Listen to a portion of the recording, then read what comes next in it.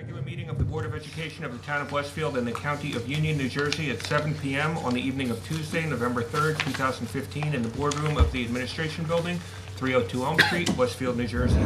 The purpose of the meeting is to transact the regular business of the board and to transact any other business that may come properly before the board.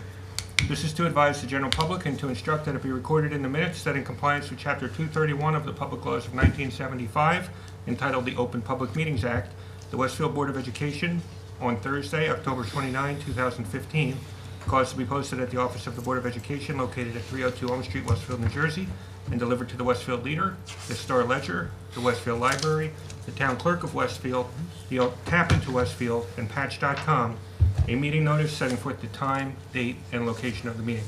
Dana, could you do a roll call? Rich Matesic. Here. Lucy Beegler. Here. Mark Friedman. Here. Brendan Galligan. Chris Langhart. Here. Jenny Lights. Here. Gretchen Oleg. Here. Peggy Astor. Here. Rich Slater. Here. All right, Chris, could you lead us in the flag salute? Yes. I pledge allegiance to the flag of the United States of America and to the republic for which it stands, one nation, under God, indivisible, with liberty and justice for all. Thank you. Announcements. Peggy, anything down your end? I do. I have one announcement.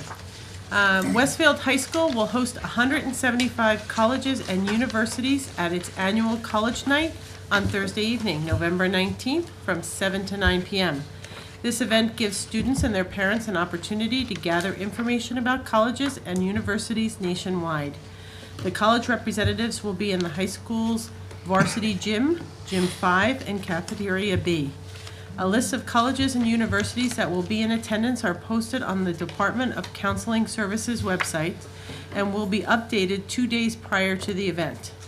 Hosted for many years by Westfield High School's Department of Counseling Services, College Night offers a forum for students and parents to talk one-on-one with representatives from colleges and universities. The department works diligently to provide students access to an array of post-secondary options. The previous evening, on November 18th, a panel discussion on college planning for students with IEPs and 504 plans will be held in Cafeteria B of Westfield High School. The roundtable discussion will take place from 7 to 9 p.m. Parents and students are welcome. The goal of this program is to bring together educational professionals who will discuss how to plan for college during the high school years, how to search for a college that fits the student's needs, strategies for students and parents in the selection of a college, and how to work with a college Office of Disabilities program. The panel also will include a parent and her perspective in selecting a college for her child. For further information, please visit the following website, www.westfieldnjk12.org/specialedparents. Both college nights are free and open to all. Thank you. Okay, Science Award. Congratulations to Susan Marie Terra, science teacher at Westfield High School, who was presented the Unsung Heroes Award by Voya Financial. She will be using the $2,000 grant to purchase equipment for laboratory investigations in her forensic science classes. Her innovative teaching idea, Sowing Forensic Stem Seeds, is focused on teaching students how to separate, visualize, and analyze DNA and how to collect real-time data. Ms. Terra stated that these experiences will increase her students' achievements in science knowledge and skills in the use of technology. They'll sharpen their ability to work in teams and will encourage both STEM learning and career outcomes. Selected from a group of nearly 1,000 applicants, Ms. Terra is one of only 100 winners across the country receiving this award. Congratulations. Thank you. Mark? Okay, I have three different ones. One is from the marching band. Congratulations to the Westfield High School marching band, who earned a third place finish at the New Jersey State Championships held at Rutgers University on Saturday, October 31st. Congratulations. Also, athletics. Congratulations to our cross-country teams. Boys cross-country was crowned Union County champs at all levels, varsity, JV, and freshman. And then the girls cross-country team earned the county championships at the county JV and freshman, with varsity placed a hard-earned second place. So congratulations to them as well. And then also, this is from the high school about AP awards. According to a report from the College Board, a total of 151 Westfield High School students earned AP Scholar Awards in recognition of their college-level achievement through advanced placement courses and exams. Our students' scores averaged 4.21 on a 1 to 5 scale, with 5 being the highest. 58 Westfield High School students earned the AP Scholar with Distinction Award, 38 qualified for the AP Scholar with Honor Award, 51 were granted the AP Scholar Award, and 4 qualified for the prestigious National AP Scholar Award. AP is accepted by thousands of colleges and universities worldwide for college credit, advanced placement, or both on the basis of successful AP exam grades. Westfield High School offers 17 AP courses. That's it. Thank you. Yes, 2 announcements. First relates to Washington School. Congratulations to Mike Bukowski, physical education teacher at Washington School, who spoke at the National Health and Physical Education Conference in Atlanta last week. He addressed fundamental integrative training fit for physical education, a program he developed in our Westfield schools. The second announcement relates to our elementary schools and Roosevelt Intermediate School. Congratulations to the Westfield Historical Society's Applefest Art Contest winners for grades 3 to 4. First place, Connor Reynolds from McKinley. Second place, Margaret Dannenhauer from Franklin. Honorable mention, Clara Owens from McKinley. For grades 5 to 6, the following students are from Roosevelt Intermediate School. First place, Addie Cummings. Second place, Kate Corrins. And honorable mention, Avery Heft. So congratulations to all those students and to Mike Bukowski. Rich? Yes, we have some ACT scores information. Congratulations to the following 7 students who have achieved perfect scores in June 2015 on ACT standardized tests, which are widely used for college admission criteria. Caroline Barry in English. I'm not sure if this is Chanel or Channel. Chanel Schum, English and Reading. Megan Troutman, I know Megan, congratulations, Mathematics. And Bridget Harrington, Reading. Jesse Liu, English. Frank Anthony Guerrero, English. And Cameron Bremer, Science. These results bring the total of perfect ACT scores to 33 and SAT scores to 48 during the 2014-2015 school year. So congratulations to these students and to all students that take tests. Thank you. I've always wanted to say that. I have 2 community announcements. The first is that the Westfield Rotary will be hosting small plates for a great cause on Thursday, November 12th from 6:30 to 9:30 p.m. at Lord & Taylor in Westfield. The evening will include wine and appetizer tastings, music, a raffle, and a fashion show featuring our students. The purpose of the Westfield Rotary Club Foundation's fundraiser is to benefit efforts to relieve hunger and provide college scholarships to qualified students. Tickets are $35 and available from Rotary Club members and at the Rotary Club website, westfieldrotary.com. Any questions can be referred to the events chairman, Jason Estelle, 908-233-4171. And a reminder that the Westfield Public School District is providing a senior citizens golden pass to Westfield residents 65 years and older to attend events free of charge. The pass will include Westfield High School concerts, musicals, and matinee performances of plays. The pass will also be accepted at athletic events. The golden pass can be obtained in the business office of the Westfield Board of Education, located on the first floor of 302 Elm Street. We welcome our senior citizens. We thank them for their years of support. Thank you. I have an announcement about fall dramas. The public is invited to attend the fall dramas performed in our schools. Edison Intermediate presents Stuart Little on November 12th at 4 p.m. and November 13th and 14th at 7:30 p.m. Westfield High School will perform The Cherry Orchard on November 19th at 4 p.m. and November 20th and 21st at 7:30 p.m. And congratulations to the Roosevelt cast and crew, whose wonderful performance of The Legend of Sleepy Hollow was most appropriately held on Halloween weekend. It's been a very long day. I'm sorry. That's all I have. All right. 2 announcements. The Westfield Public Schools will be closed on Thursday and Friday, November 5th and 6th, to provide teacher professional days at the NJEA convention. And the next Board of Education meeting will be held on Tuesday, November 17th at 7:30 p.m. at 302 Elm Street. The agenda will be available on the Board of Ed's website on Friday, November 13th. With that, I would recognize the public for agenda items only. All right, seeing no one come to the podium, we'll go to the superintendent's report. Thank you. Every year in the fall, we have a presentation about the results of state assessments from the previous spring administration. This year, we're going to have 2 of those presentations, and tonight is the first one. There is a new state assessment that was administered in the spring, and to date, the state has released only results at the statewide level, not the district level. So tonight, we'll hear those results as well as some of the results of the other assessments, and presenting this tonight is our Assistant Superintendent for Curriculum Instruction and Programs, Mr. Paul Pinero.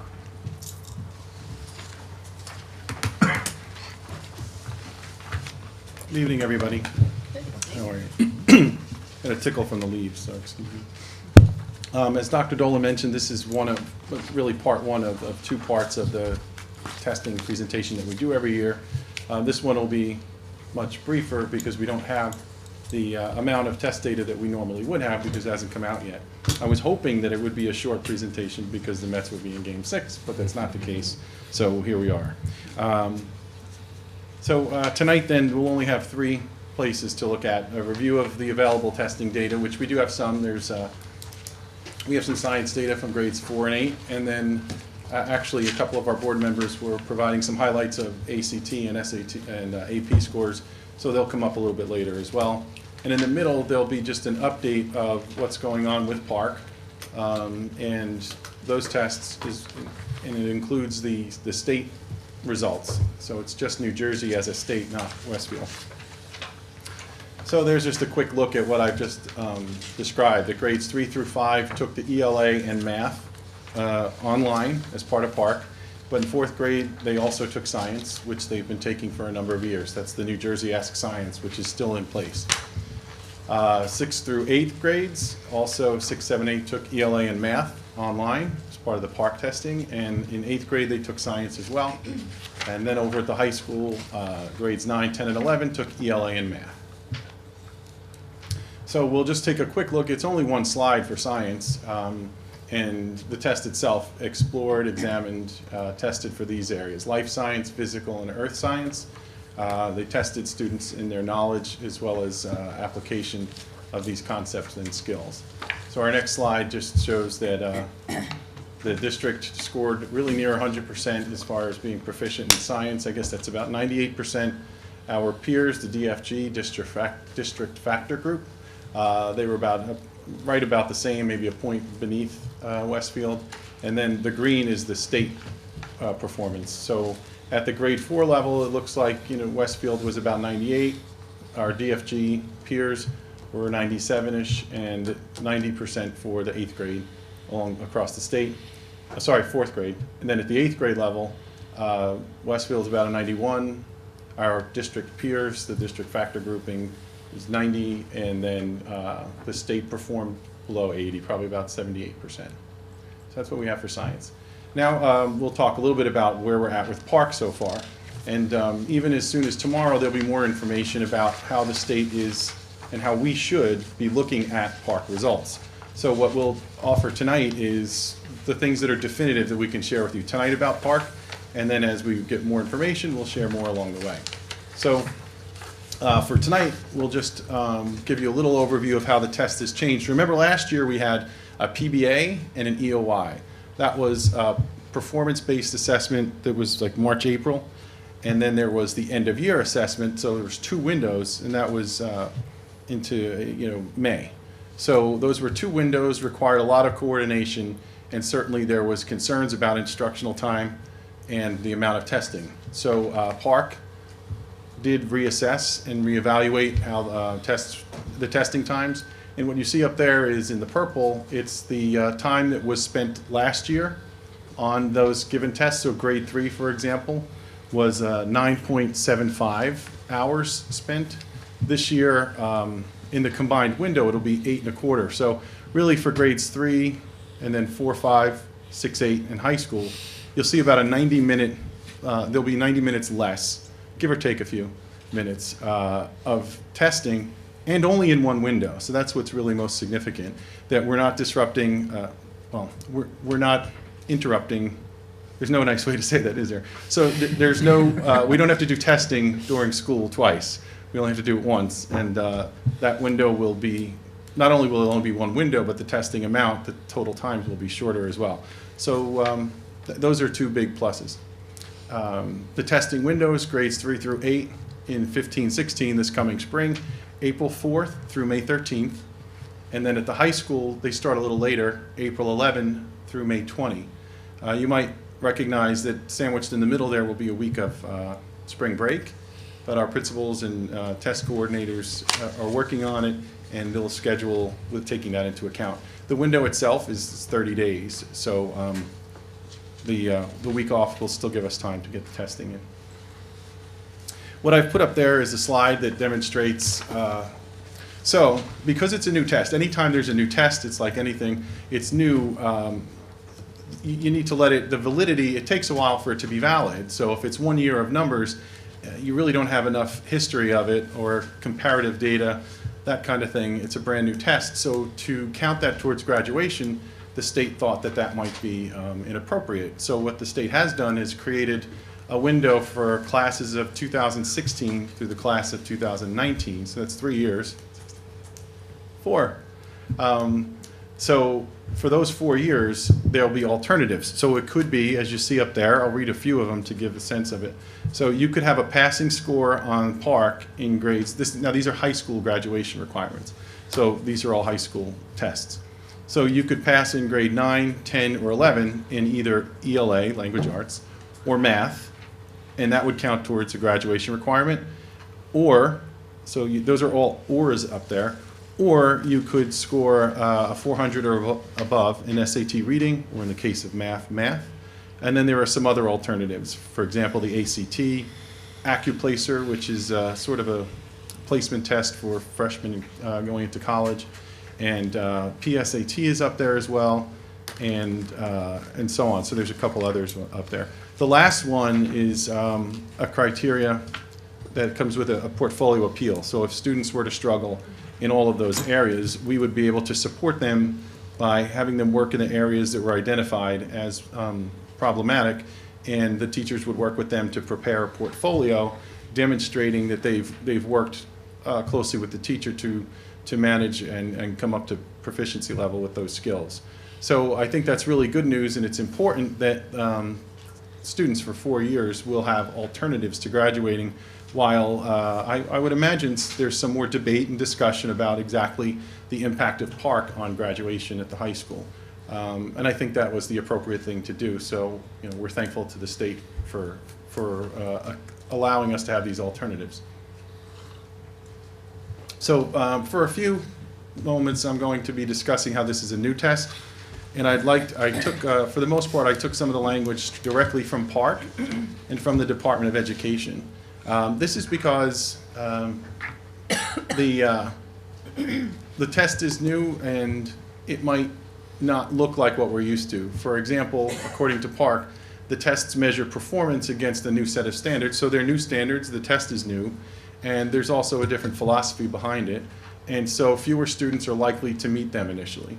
So we're being asked, and we're working here tonight to let the community, let the parents know that what you're used to seeing when I stand here and provide numbers like 90% and above, that's not what you'll see when we look at the state, and it's likely that when we look at Westfield as well, it'll be based on a different paradigm. So the state is using language like this is a benchmark. I think they would consider this formative assessment. It's assessment of where students need to get to as opposed to what they currently know.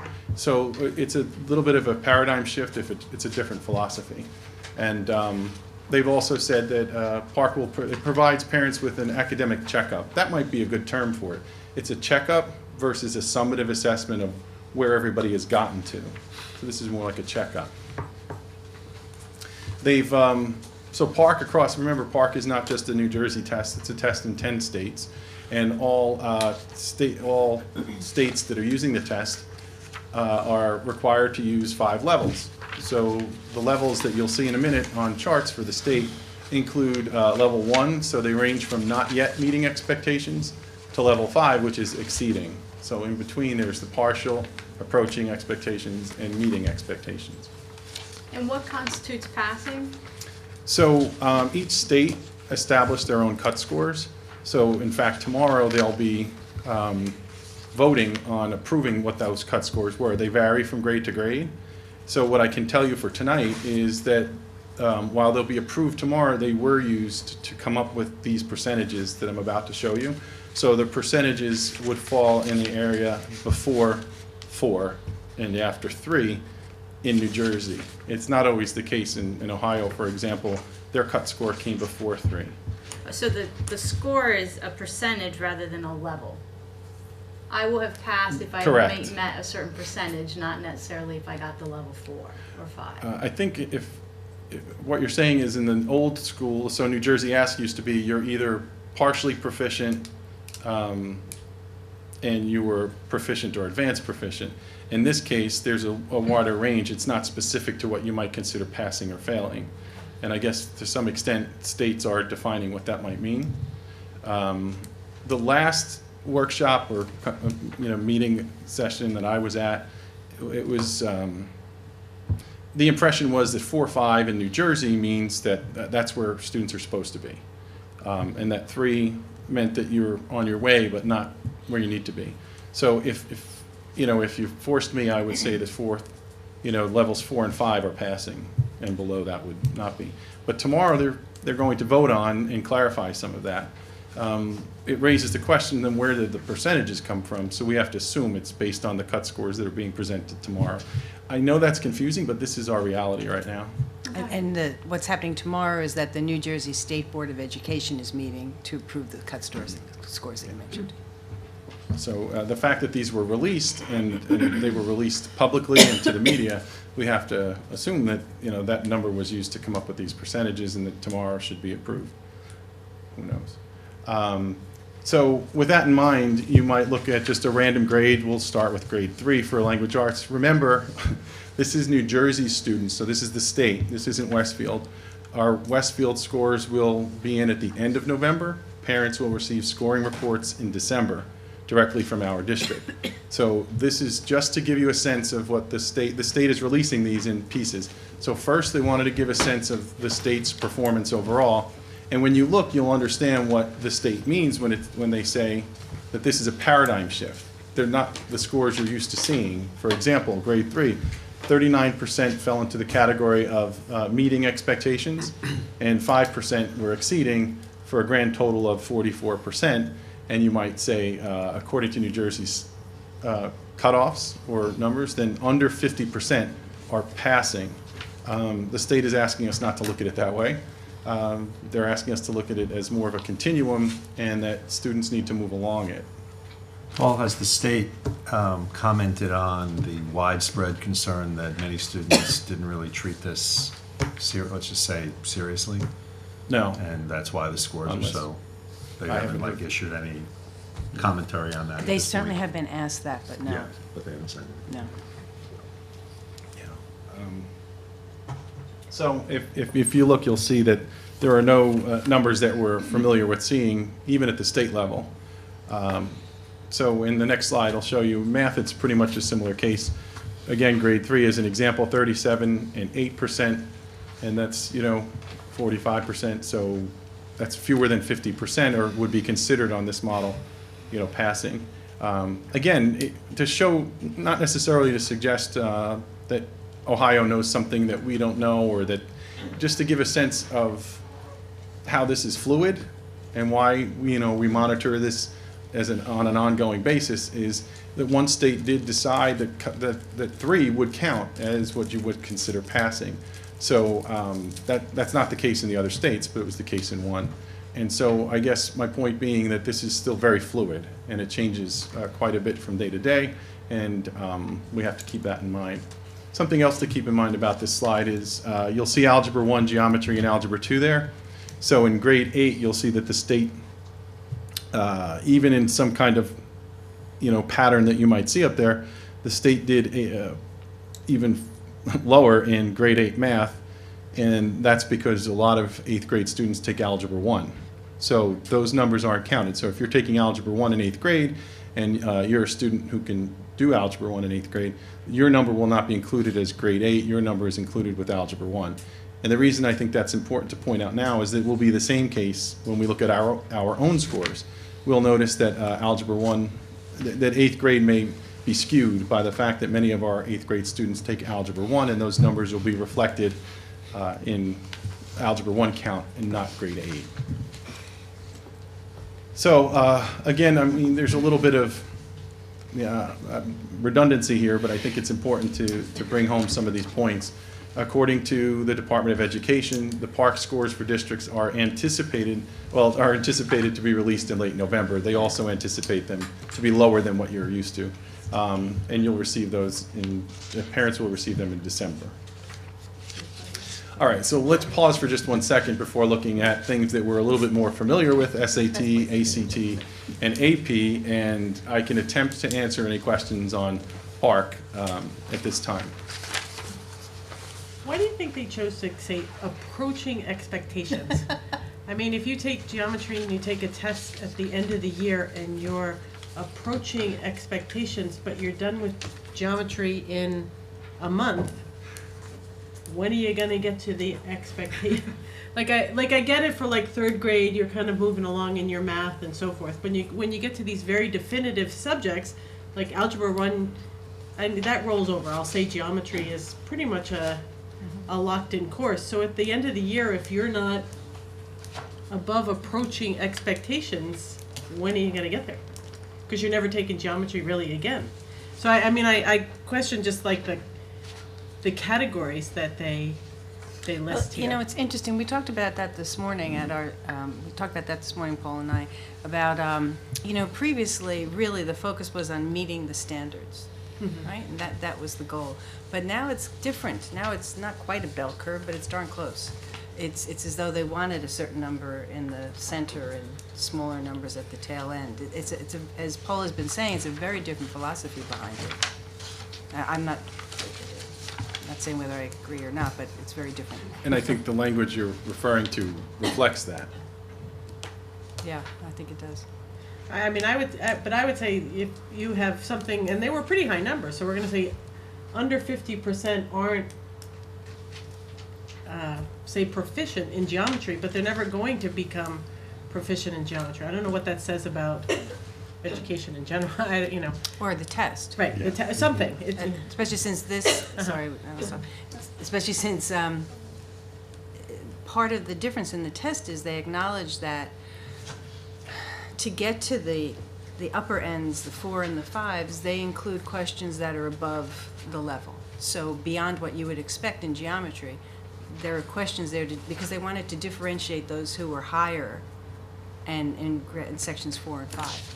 And in every one of the grades, there are questions in grade 3 that you wouldn't expect anybody to know until grade 7, but they put them there so you could identify who's in 4 and 5. It's a very, very different philosophy than saying, here's the standard, and we're going to measure who meets the standard.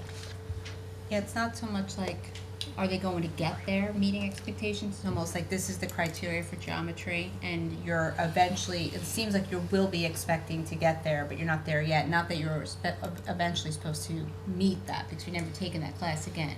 So you're not meeting the expectations, but you're almost meeting it. So it's not like, but you will next year. Just you're almost meeting it. It's just a general blanket statement. Because of like what Peg said, the highest is you're exceeding way past that. So they're trying to give you a benchmark of where your child falls, not exactly that you'll eventually get there. Does that make more sense? I mean, I get it. I just think that the way it's being Again, presented I'm not saying I agree with it, to the public is very, confusing. It's, Yeah. It's one thing if you say my child's on the top end and he's exceeding because he's the best. You're kind of that middle group who are your average students. You're not really saying they're average, right, in the wording that's here. It's just my, when I read the paper and so forth. So. Ms. Lights? So I need a little clarification, but my understanding is that the test is not necessarily for the benefit of positioning the student as much as it is for understanding the quality of instruction. So whether we have numbers for individuals who are not at the expectation level, that also informs the value of and the breadth and the depth of the instruction, the capability of instruction to help make that better over time. And That's a variable within it, absolutely, built into it. But then if you have to maintain a bell curve, it's all wacky. If they I keep mean, renormalizing the curve so that Right. 60% of the students are never quite meeting expectations, you could say that schools are never quite performing. Especially if they renormalize for every single school, so that the same distribution falls.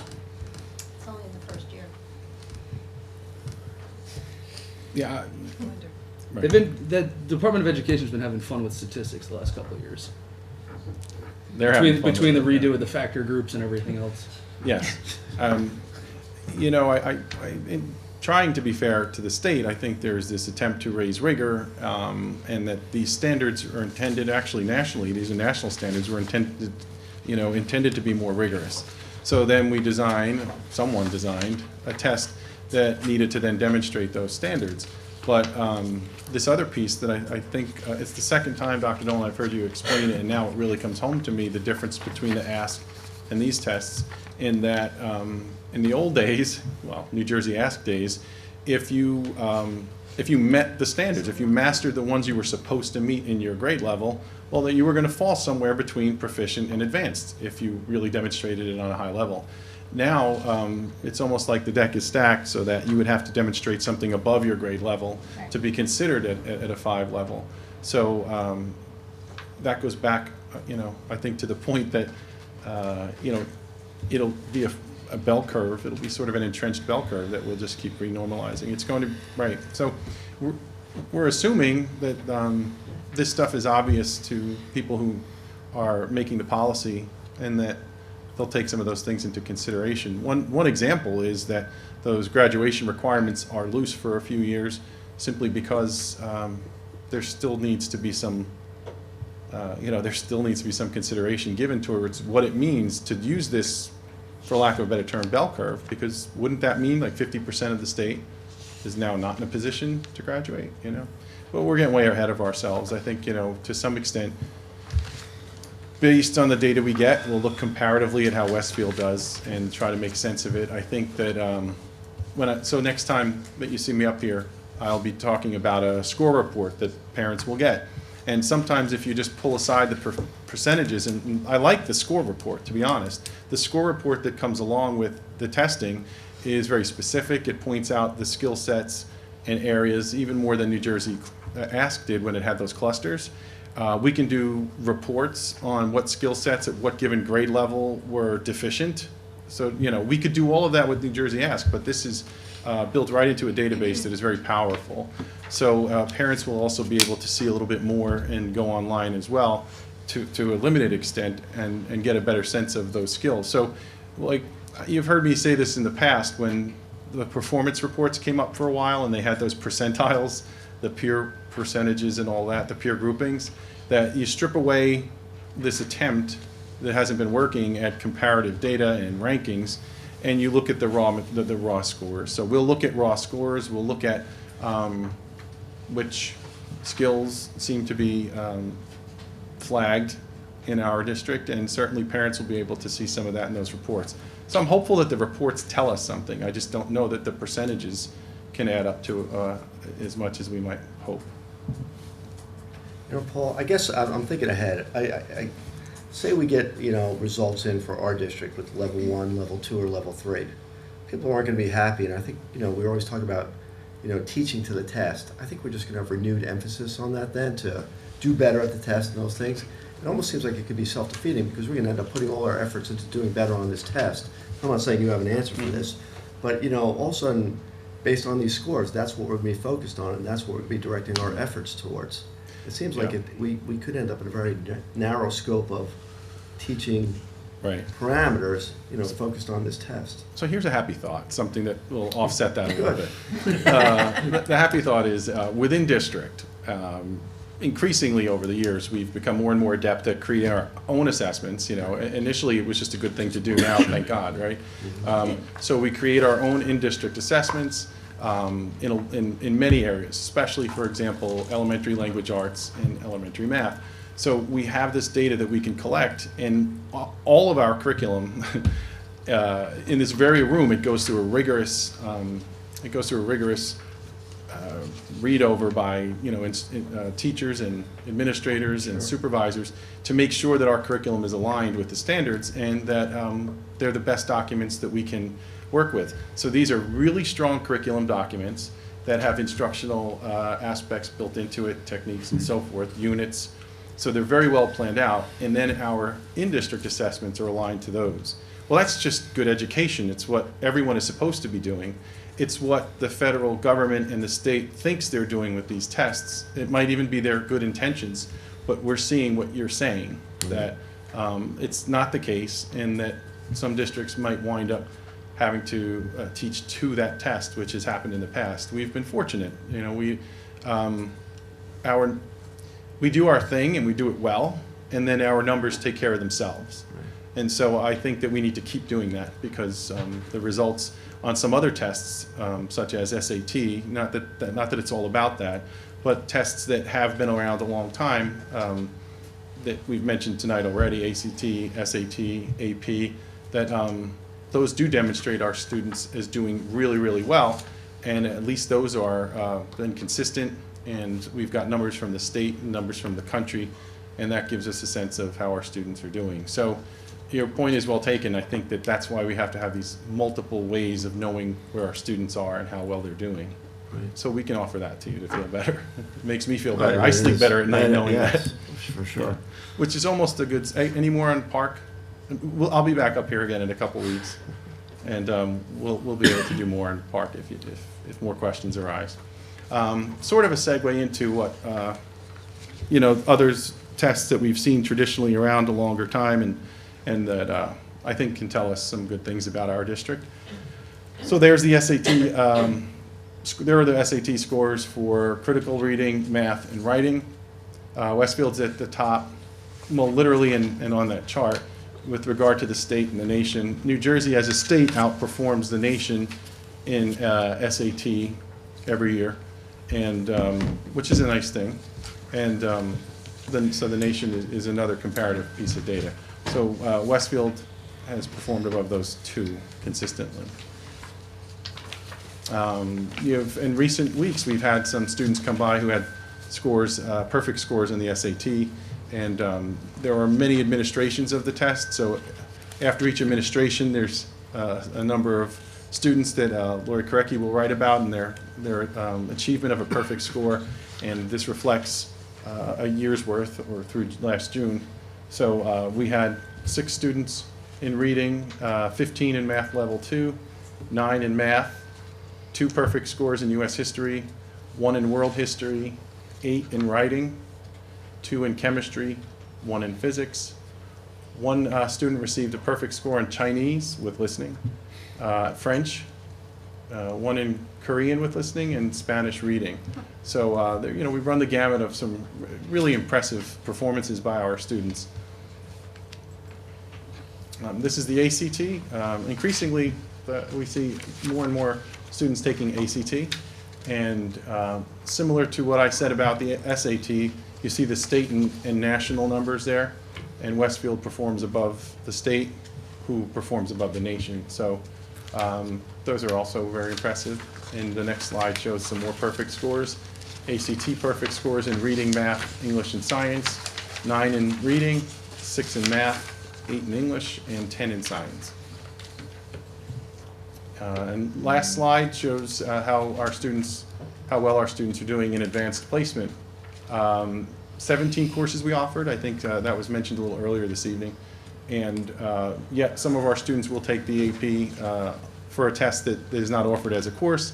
They may get some assistance from a teacher, almost either as an independent study or tutorial after school, or even working it out on their own.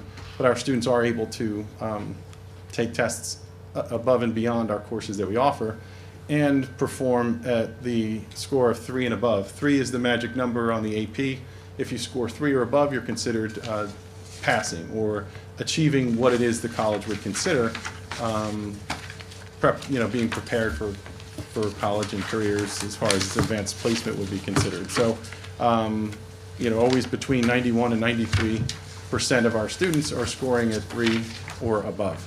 And for the sake of comparison, there's the state percentage of state scores, which are in the 70s versus our 90s, and then globally in the 60s versus the state 70s and our 90s. So our kids are doing really well. And the tests that we've seen for a long time indicate that we continue to do a really good job, and we'll work at making sense of Park as it keeps, as we get, more and more information about how we can read it. It's just, I think, I can't say it enough. I'll say it one last time for now, but those numbers are going to seem different than what we've seen. So you can count on us to come up with some kind of way to make sense of those numbers so that it'll indicate something useful for us, because somewhere in there, there's students taking tests with some data that we can do something with. Any questions? Thank you. Thank you. Thank you. Thanks, Paul. Very helpful. All right, any other superintendent? No. Okay, with that, I'd ask the board to approve the minutes of the board meeting held on October 20, 2015, and the private minutes of October 20, 2015. Can I have a second? Ginny, thank you. All those in favor? Aye. Aye. Any abstentions? Any noes? All right. With that, we will go to personnel. Mark? I'd like the board to consider personnel items 1 through 17, 16, and 17 were on an addendum at your table. Second. Mitch, thank you. Any questions, comments? Dana, please. Rich Mickovic? Yes. Lucy Beegler? Yes. Mark Friedman? Yes. Brendan Galligan? Yes. Chris Lineheart? Yes. Ginny Lights? Yes. Gretchen Oleg? Yes. Peggy Aster? Yes. Mitch Slater? Yes. That's it. That's it. All right. Facilities, I have no report this evening. Long-range planning, Jenny? No report. Thank you. Policies, Lucy? Yes, I would like to have the board consider approving for first reading 2415-05 pupil surveys, 2466 needless public labeling of pupils, 8462 child abuse and or neglect. Can I have a second? Jenny? Dana? Go ahead. Sorry. Rich Mickovic? Yes. Lucy Beegler? Yes. Mark Friedman? Yes. Brendan Galligan? Yes. Chris Lineheart? Yes. Ginny Lights? Yes. Gretchen Oleg? Yes. Peggy Aster? Yes. Mitch Slater? Yes.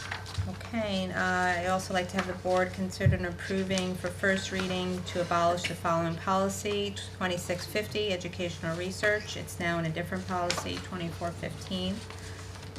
And a second, Jenny? Dana? Rich Mickovic? Yes. Lucy Beegler? Yes. Mark Friedman? Yes. Brendan Galligan? Yes. Chris Lineheart? Yes. Ginny Lights? Yes. Gretchen Oleg? Yes. Peggy Aster? Yes. Mitch Slater? Yes. And I finally would love to have the board consider and approve for second reading, finally, the homework policy, 2330. Can I have a Second. second? Brendan? Dana? Rich Mickovic? Yes. Lucy Beegler? Yes. Mark Friedman? Yes. Brendan Galligan? Yes. Chris Lineheart? Yes. Ginny Lights? Yes. Gretchen Oleg? Yes. Peggy Aster? Yes. Mitch Slater? Yes. Okay, and lastly, I would like to have the board consider and affirm the superintendent's decision on HIB incidences 16E02, 16M01, 16R01, and 16HS01 for the reasons set forth therein. Second? Jenny? Rich Mickovic? Yes. Lucy Beegler? Yes. Mark Friedman? Yes. Brendan Galligan? Yes. Chris Lineheart? Yes. Ginny Lights? Yes. Gretchen Oleg? Yes. Peggy Aster? Yes. Mitch Slater? Yes. That's it. Thank you. Curriculum, instruction, and program, Gretchen? Yes, I'd like to ask the board to approve the district field trips attached as attachment 6 to our agenda. Can I have a second, please? Jenny, any conversation, questions? Dana? Rich Mickovic? Yes. Lucy Beegler? Yes. Mark Friedman? Yes. Brendan Galligan? Yes. Chris Lineheart? Yes. Ginny Lights? Yes. Gretchen Oleg? Yes. Peggy Aster? Yes. Mitch Slater? Yes. We have a meeting of the subcommittee on November 12th. And I have nothing else. Thank you. Finance, Mark? I'd like the board to consider finance items 1 through 6. Number 1 is on your addendum as well. There's a change. Second, Ginny, and just one comment. I'd like to accept the gift of $1,692 from the Westfield Coalition for the Arts to purchase percussion instruments and equipment stands for the Edison Intermediate School Band. Thank you very much. Any questions or comments? Dana? Rich Mattesic? Yes. Lucy Biegler? Yes. Mark Friedman? Yes. Brendan Gallagher? Yes. Chris Lineheart? Yes. Ginny Lights? Yes. Gretchen Oley? Yes. Peggy Astor? Yes. Mitch Slater? Yes. And we have a Finance Committee meeting Friday morning, 8 o'clock. That's it. All right. Legislation, Brendan. No report. Thank you. Technology, Mitch. Meeting next Friday, the 13th. That's a joke. No. Really, All right. really do. I'd ask the board to note the notes for the record. It'll be a good day. Any unfinished business? Any new business? Any liaison reports? Ginny? I will give you further notes, but I attended the New Jersey School Boards Association workshop this past week with Dr. Dolan and Barbara Ball and Dana Sullivan, and thought it was more interesting, more targeted for information that we need to know this year.